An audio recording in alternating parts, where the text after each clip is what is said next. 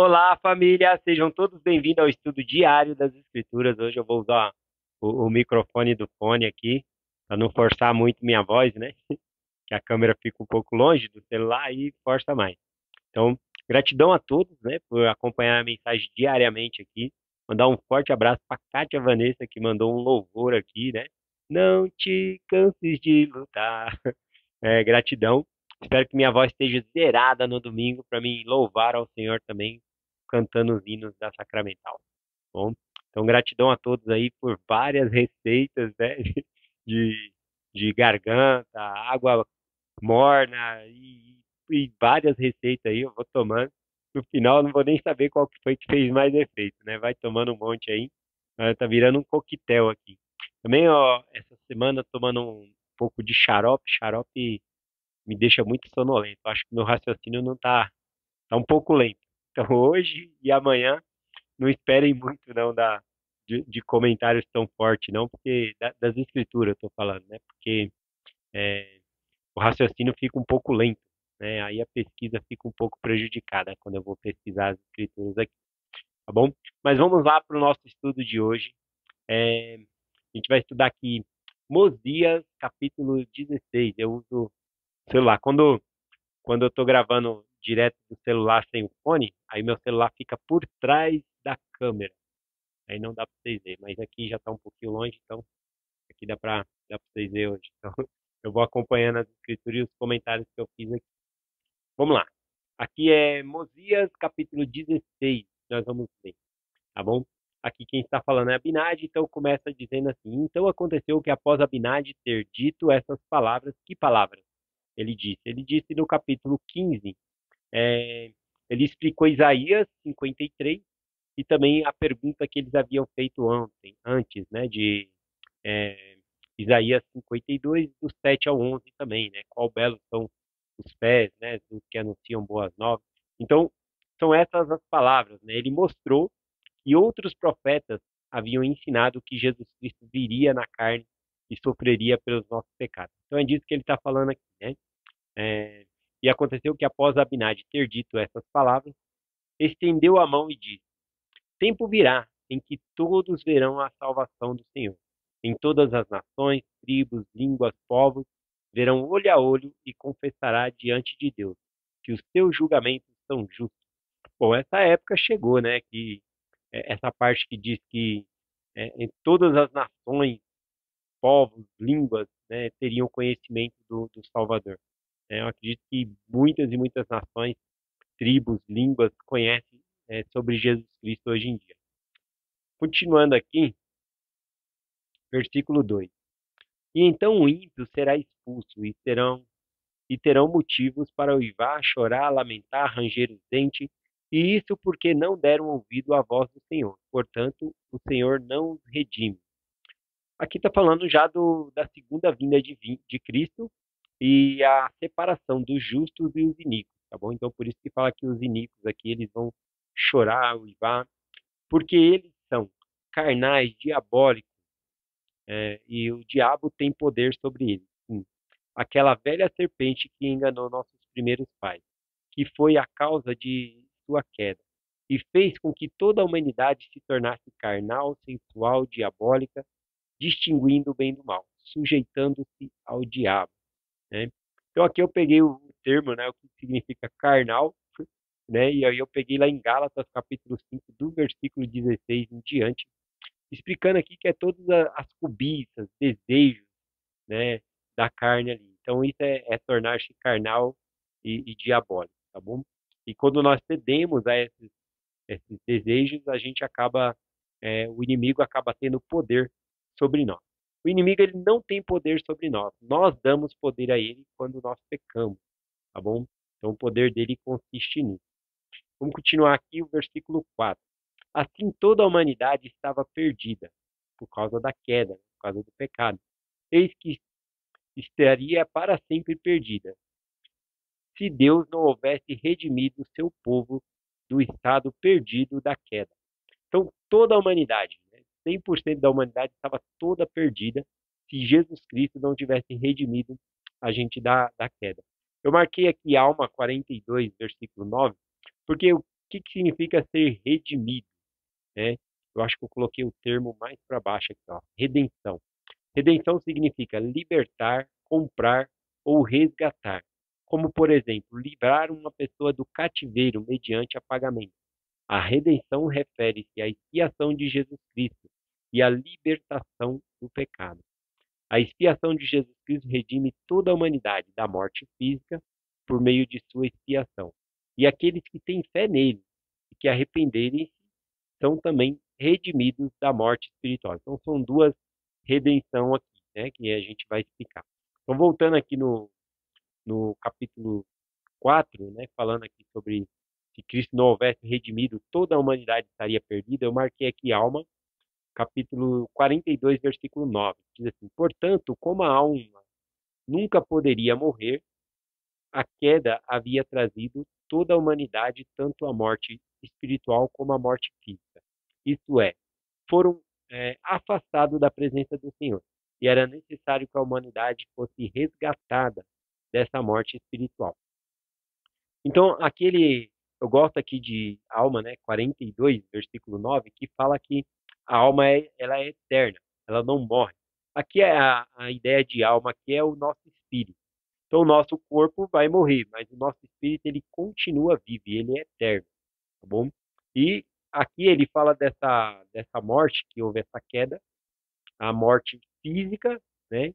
As duas é afastamento da presença de Deus, a morte física e a morte espiritual. A morte física é o afastamento da presença de Deus fisicamente, e a morte espiritual é viver afastado também da presença de Deus espiritualmente, né? Não sentir a influência, né, do seu espírito. Então é isso. Versículo 5: lembrai-vos, porém, de que aquele que persiste em sua própria natureza carnal segue os caminhos do pecado e rebelião contra Deus. Permanece em seu estado decaído e o diabo tem todo o poder sobre ele. Portanto, permanecei com ele, permanece, permanece como se não tivesse havido redenção, sendo inimigo de Deus. E também o diabo é inimigo de Deus. Então, mesmo que houve uma redenção, aqui falou sobre a redenção da morte física e da morte espiritual. A morte física, nós lemos que é, é ressuscitar, né? Depois que morrer, ressuscitar e não vai morrer mais. Mas a morte espiritual, ela requer que nós tenhamos fé em Jesus Cristo, nos arrependamos de nossos pecados, tá bom? Então, todo mundo vai ser redimido da morte física, mas a morte espiritual requer que nós possamos ter fé no Senhor Jesus Cristo. Então, ele está falando aqui sobre isso. Aqui, eu acho interessante aqui no versículo 6 que Abinadi está falando aqui sobre a expiação, e aí ele muda o verbo, né? Ele muda o verbo do passado para o presente, para ficar mais fácil de ensinar, né? Então aqui é muitos anos antes de Cristo nascer.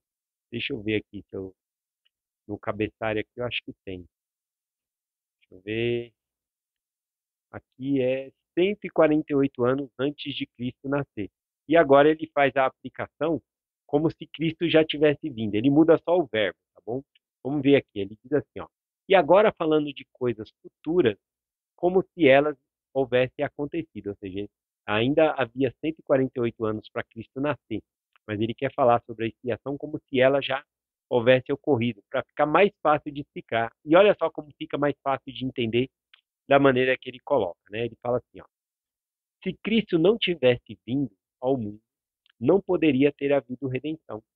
Se Cristo não houvesse ressuscitado dos mortos, nem rompido as ligaduras da morte, para que a sepultura não tivesse a vitória, nem aguilhão tivesse a morte. Não poderia ter havido ressurreição. Então ele fala, se Jesus Cristo não tivesse ressuscitado, ninguém poderia ressuscitar. Por isso que Cristo ele é chamado da primícia dos que dormem. Essa é um modo de falar nas escrituras, né, que suaviza as coisas. Ao invés de falar que a pessoa morreu, fala que a pessoa dormiu. E o dormir é um simbolismo da morte também, porque quando a gente dorme, a gente acorda. Assim vai ser na ressurreição. A gente vai morrer, mas a gente vai despertar, tá bom? Então a morte aqui ela é simbólica, né? O sono, né? É um simbolismo da morte. Então aqui ele fala sobre essa parte aqui de se Cristo não houvesse ressuscitado dos mortos, nem rompido as ligaduras da morte, ninguém, né, poderia ressuscitar. Ou seja, então agora nós aprendemos que todos os que se levantaram antes de Cristo morreram, né? Então não foi ressurreição, foi reviver. Elias, né, ele trouxe alguém da morte, Eliseu também trouxe uma pessoa da morte, e até mesmo no Novo Testamento, a gente vê que Jesus Cristo, ele traz da morte aquela moça de 12 anos de idade, ele cura um homem que estava sendo, cura não, já estava morto, né? Ele chama de volta à vida aquele homem que estava saindo indo para o sepulcro já, numa esquife aberta, né? Como se fosse uma maca. Ele vai lá e devolve o filho, né, para aquela mulher que era só ela e o filho dela. Então, é na cidade de Naim, né?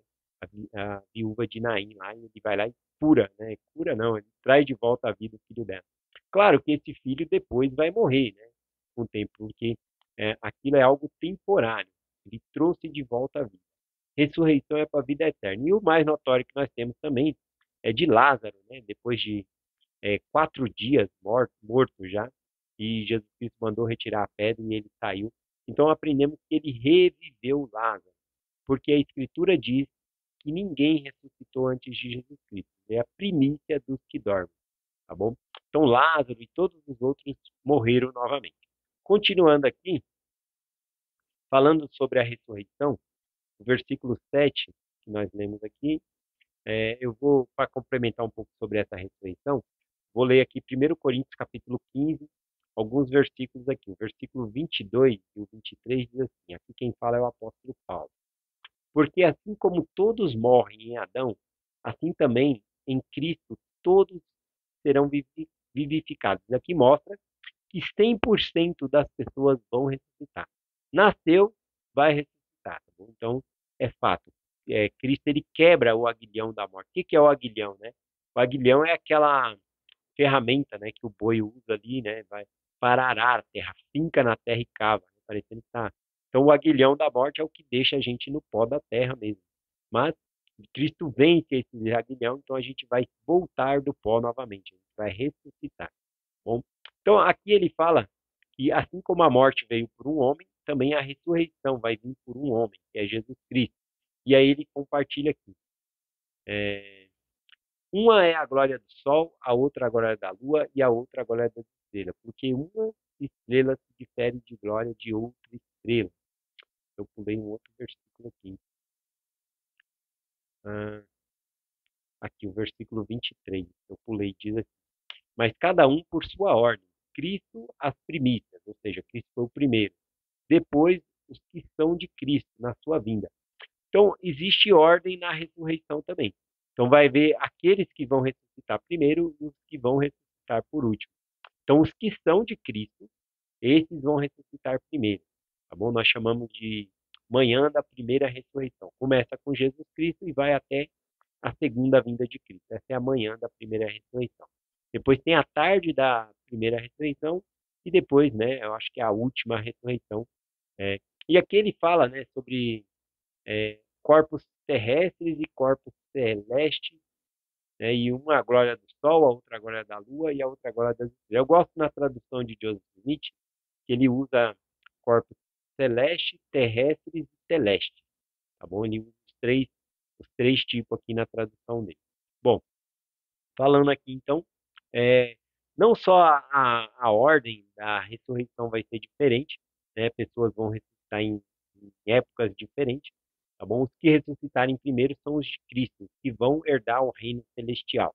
Isso até a vinda de Cristo, tá bom? Quando ele vier na sua segunda vinda, eles já irão ressuscitar. E como Paulo ensina, irão se encontrar com Jesus nas nuvens, tá bom? Então todos esses terão um corpo celestial, um corpo que aguente estar na presença de nosso Pai Celestial e viver com Ele para sempre. Depois tem os terrestriais, que vão viver no milênio também. Os celestiais também vão viver no milênio até essa terra ficar celestializada, tá bom? Mas vai haver uma grande diferença de um corpo celestial para um corpo terrestrial. Tanto que aquela pessoa vai olhar e falar, aquele ali vai ser celestial, né? Porque o corpo é muita diferença, tá bom? Então, mas todos os corpos ressurretos, eles não têm debilidades como doenças e essas fraquezas, tá bom? Mas a glória deles, ele compara como os astros do céu. Um é a glória do sol, o sol brilha em seu resplendor, força, né? A lua tem um brilho, né, mas é menor que o sol. E ele fala das estrelas também. Então ele vai falando desses astros que têm brilhos diferentes, poder diferente. Assim vai ser a ressurreição. Vai haver corpos diferentes também, tá bom? Continuando aqui, vamos lá para o versículo 8, que diz assim: há, porém, uma ressurreição. Portanto, a sepultura não tem vitória e o aguilhão da morte é desfeito por Cristo. Novamente falando do aguilhão aqui da morte que é desfeito por Cristo. É, tem uma outra escritura que eu separei, só que eu não peguei o capítulo. Eu acho que é Gálatas. Vou ter que dar uma olhada lá depois. Tá bom? Vou colocar na descrição do vídeo. Mas o versículo, eu coloquei o versículo, mas não coloquei o capítulo. É 54 e 55 o versículo. Diz assim: e quando este corpo corruptível se revestir de incorruptibilidade, e este corpo mortal se revestir de imortalidade, então cumprir-se-á a palavra que está escrita: tragada foi a morte na vitória. Onde está, ó morte, o teu aguilhão? Onde está, inferno, a tua vitória? Cristo ele vence esse último inimigo que é a morte. Tá bom? Então a morte não tem vitória. Nós vamos ressuscitar, estar com nossos entes queridos. É isso que significa. Quem fala aqui é Paulo, só que eu não marquei o capítulo. Eu vou deixar na descrição. Vamos lá, versículo 9.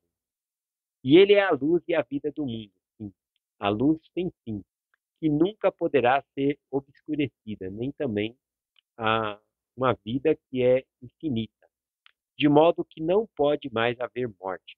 Então, depois da ressurreição, não haverá mais morte. Então, nosso corpo será perfeito e imortal, não haverá mais doenças e morte. Versículo 10: isto que é mortal se revestirá de imortalidade, isto que é corrupção se revestirá de incorruptibilidade. Aqui, quando fala que aquilo que é corrupto não vai se encher de corruptibilidade, não está falando do pecado. A gente continua em nossos pecados quando nós ressuscitamos. A gente vai ainda ser julgado por Deus. Tá bom? A gente é limpo por meio da expiação de Jesus Cristo. Aí sim a gente se torna puro, mas temos que passar pelo processo do arrependimento. Aqui, quando ele fala dessa vestir-se de incorruptibilidade, que é corrupto, é o nosso corpo mesmo, que vai se estragando. Ele vai se deteriorando com o tempo, né?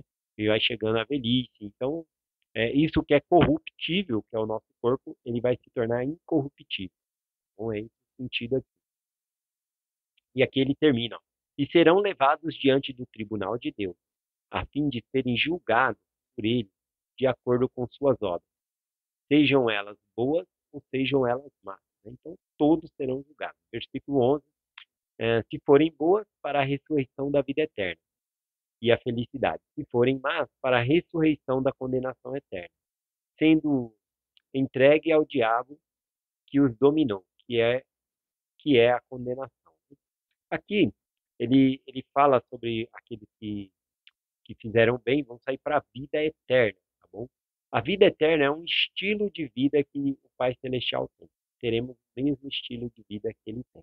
Isso significa a vida eterna. É porque aqui a imortalidade todos vão ter. Que imortalidade significa ressuscitar e não morrer mais. Então todos seremos imortais. Mas vida eterna significa ter o estilo de vida que o Pai Celestial tem, né? Lá em Moisés 1:39 diz: pois eis que essa é a minha obra e minha glória, levar a efeito a imortalidade e a vida eterna do homem. Então esse é o propósito do Senhor, tá bom?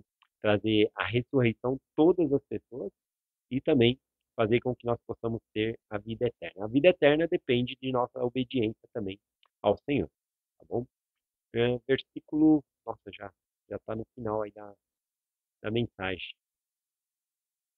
Versículo 12: e havendo seguido sua própria vontade e desejos carnais, não havendo nunca procurado o Senhor, quanto seus braços de misericórdia estavam estendidos, porque os braços de misericórdia lhe foram estendidos, e não lhe aceitaram, havendo sido admoestado por suas iniquidades.